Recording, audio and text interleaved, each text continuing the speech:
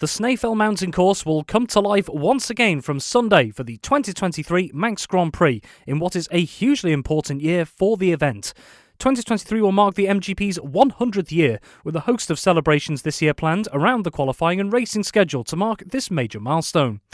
Amid the pomp and ceremony, though, there's serious work to be done by organisers to make sure the races can once again take place.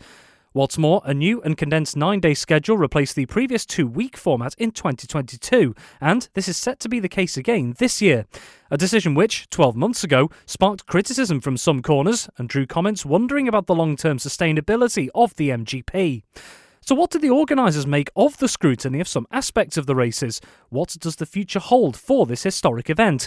John McBride, chair of the organisers, the Manx Motor Cycle Club, gave us an insight into all those, as well as how preparations have gone for 2023. They've been going along really well, actually. It's quite surprising how everything falls into place. Our partners, ACU Events, have taken a lot of the load from the club, actually, on the race organisation, so we can concentrate more on our own centenary.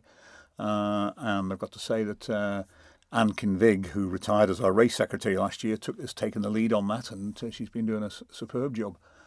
So it's looking good. I mean, just running through the programme, I mean, the event starts on Sunday the 20th with an all-day practice and qualifying. Practice throughout the week, and Thursday we've got Peel Day, organised by Peel Commissioners, Maudie Doos and what have you. There's a winners reception at Government House, and I think there's about 80 winners coming over, past winners coming over for that, and there will be a ride out to Peel of those winners for lunch, and quite a lot going on there. Friday we've got a bit of practice, and then we have the lightweight Manx Grand Prix, and following that we've got a riders' reunion in the hospitality suite. It is by ticket only, although the tickets are free.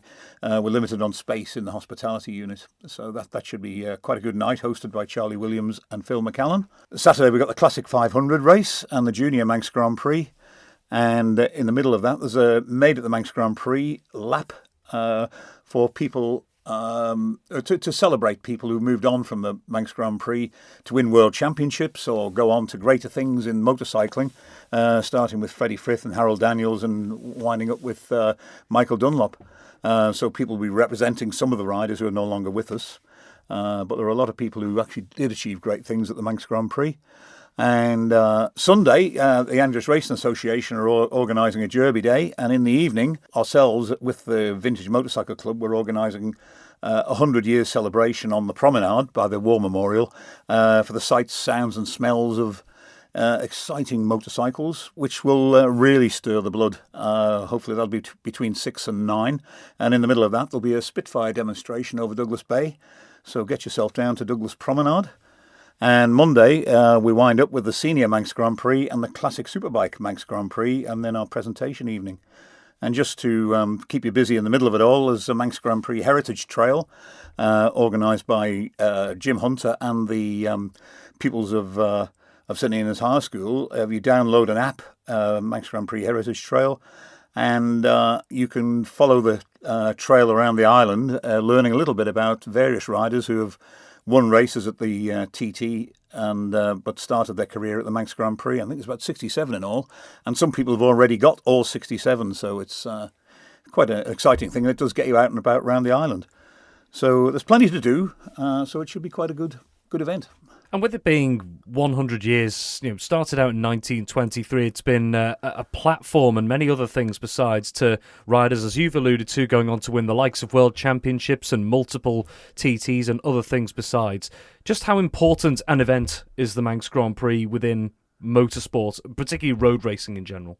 I think it's growing. I think it's the realisation is there now that this is one of the last of the great races, and I think it was Jackie Stewart who said that the Isle of Man doesn't realise what it's got with the TT and the Manx Grand Prix. It doesn't realise what it's got, and its future is in the past. And I think that is true to a certain extent, but we're still relative in road racing terms, and there are still a lot of good riders who have come through the Manx Grand Prix into the TT and are doing well in short circuits as well, in BSB, etc. So it's still a relative event, yes.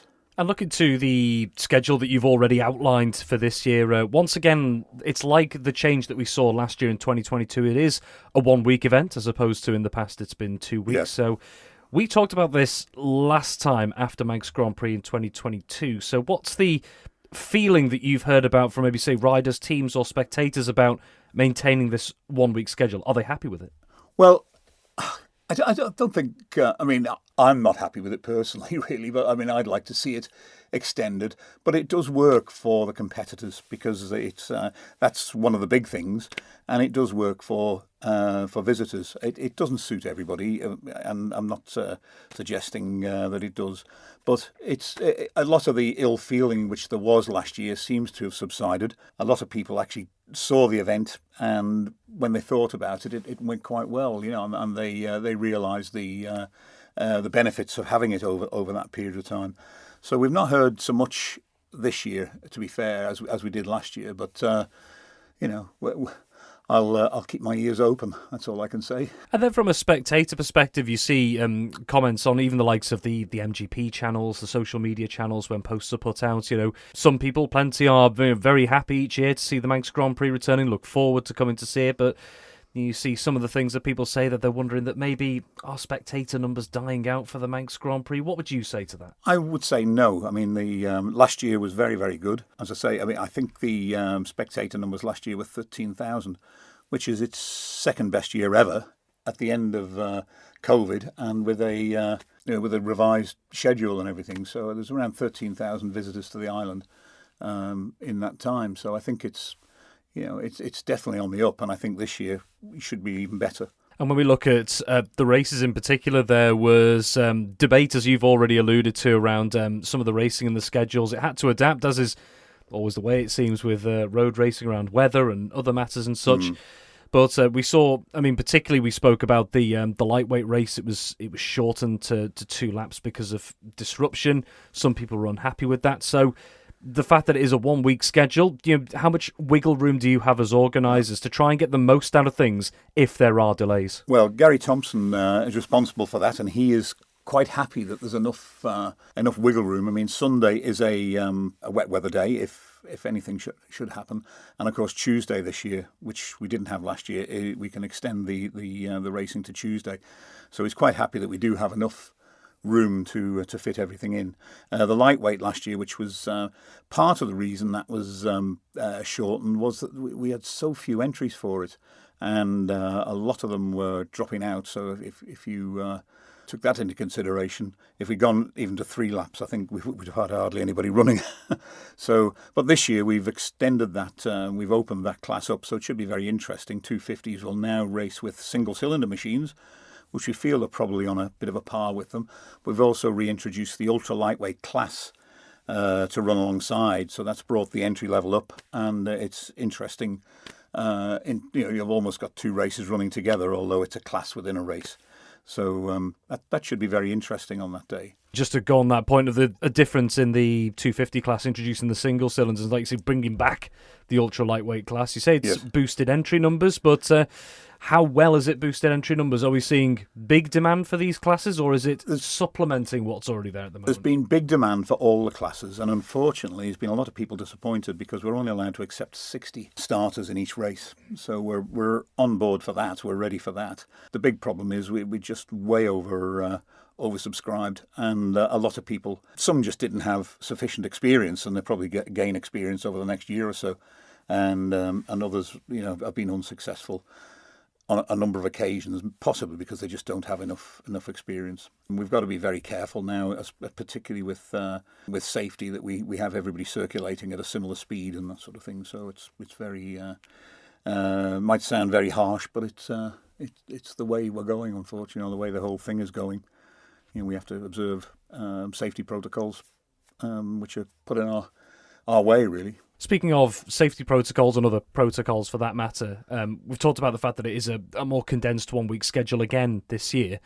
I think there were some concerns around the last time that the race weekend came about last year, the fact that there may not have been too much wiggle room in terms of getting races on, but also the worry about marshal numbers and the fact that on that last weekend traditionally, some of those marshals who travel over will have gone home by that Yes. point. Yep. We're due to have racing on the Saturday and the Monday as it stands. So Yes. how are you getting around making sure we have enough marshals on that weekend? Well, the Marshals Association are quite confident that they've got enough marshals coming along this year. We didn't have the issues last year, which we normally have towards the end of the normal fortnight. It got very, very tight, and in 2019 we were trying to move marshals around, and it just puts delays on, and it makes the whole road closure thing very, very difficult. So last year we were pretty much there. And another thing around the Manx Grand Prix every year is one huge draw of it is the classic machines for spectators coming over, and the nostalgia, the memories people have of seeing their heroes out on these machines out on the course. So with the celebrations that are in mind that you've outlined this year, do you think it caters well enough to those fans of the classic machines, particularly given it's such a landmark year? I think so, yes. As I say, we've, the Classic 500 is pretty. It's the least oversubscribed, if you like, of the classes, but it's well subscribed. There should be quite a lot around the paddock for people to see and out on the track. And of course, we've got a lot of machines coming here to be shown off at Peel and on the promenade, and at Derby, of course.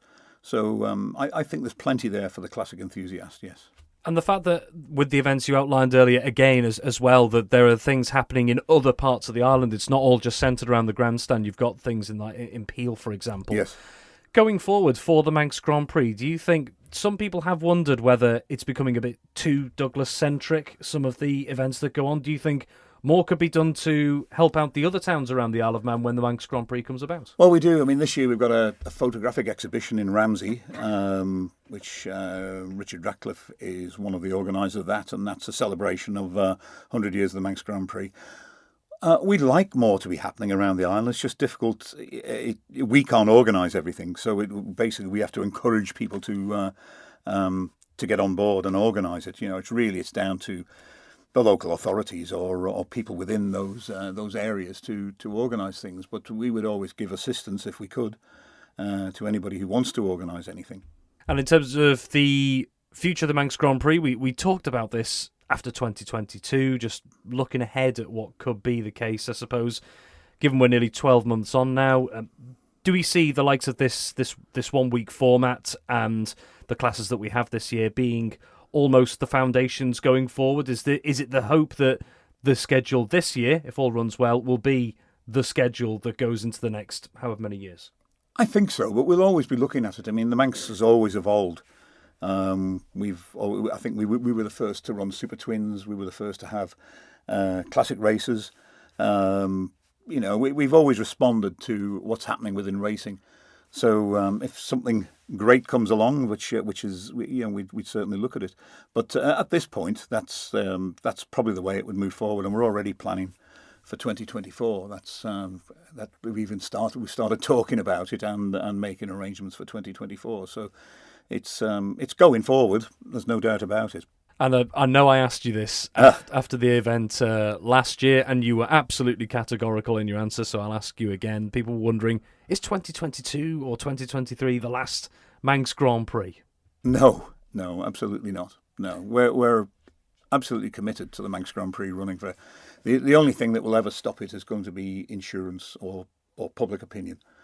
If people don't want it anymore, sufficient people, it would probably come under a bit of an attack there. But at this point, overwhelmingly, the Manx public want the Manx Grand Prix. You picked up on one thing I was going to ask you about as well. Insurance. It was a huge talking point this year with the situation that was going on. Looking forward, could it become more of a challenge at this rate? Well, that remains to be seen. I don't think so. I think we've got enough. There's very little more that we can do to make things safer. And I don't see it. I don't see insurance as being a threat at this moment in time. If the insurers don't want it to be don't want to take the risk, but nobody's indicated that at this point in time. And outside of the insurance, just the financial side of things in general, it's never cheap to run an event like this. I think it's fair to say. So, from a financial standpoint, in general, insurance aside, how is the Manx Grand Prix looking for this year and for the future? As far as you know. It's looking good. I mean, it's not a hugely expensive event compared to the TT to put on. Costs a lot less than the TT, but because it piggybacks on a lot of the TT organisation, so it's looking good. It's looking good. Hopefully, I mean, there's a new merchandiser this year, same as the TT again. We've got a lot going on as a club, which generates clubbing income because we need to pay our bills as well. So at this point, it's difficult to say. We'd have to speak to our government friends and find out how they're fixed, because they're the people who control the purse strings, really. But at this point in time, it's looking like we're at least going to break even. And again, a subject that comes up with just coming back briefly to the schedule, not just from a teams and officials side of things, but from a resident side of things. There are some that aren't fans of the racing. They're not into TT or Manx Grand Prix, that may look at, say, the road closures, for example, particularly with the bank holiday weekend and the race weekend at the end of MGP.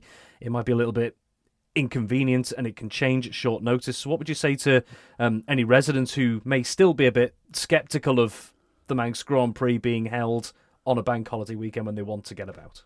Well, it's a difficult one. We try to accommodate everybody with crossing points in between races and things like that. We're not trying to make life difficult for anybody. It's cut to a minimum over that weekend, really, and there are opportunities to cross the road and what have you. But it's once. I mean, as far as the Manx Grand Prix is concerned, it's once a year, and it's part of living on the Isle of Man. And just one final question. We've always spoken about the benefits and sometimes the challenges that comes with the Manx Grand Prix. In this centenary, what are the defining characteristics of the Manx Grand Prix? Why has it been around so long? It's because it's close and interesting racing, and everybody's accessible. I think the riders are accessible, the officials are accessible. Everybody can feel part of the event and be a part of the event if they want to be. I think that's the whole thing. It's a family feel. And all the supporters or fans and what have you are just as much a part of the Manx Grand Prix family as our committee or as government, as the Marshals Association. Everybody is one big family. I think that's the thing. It's something I've always felt from when I was a kid. When I was a little cub on the scoreboard, I always felt that it was a big community, even at that age. So I think that's probably the thing that defines the Manx Grand Prix. Thank you for having the stamina to make it to the end of the Manx Radio Sportscast. You're clearly someone who has their eye on the ball at all times. Want to hear more about the latest sporting news across the Isle of Man and much more? Then might I recommend you take the plunge and subscribe to this series or a wide range of Manx Radio podcasts at your favourite podcast provider, so that, in a flash, all of our finest moments take a winner's place on your smartphone. Thank you.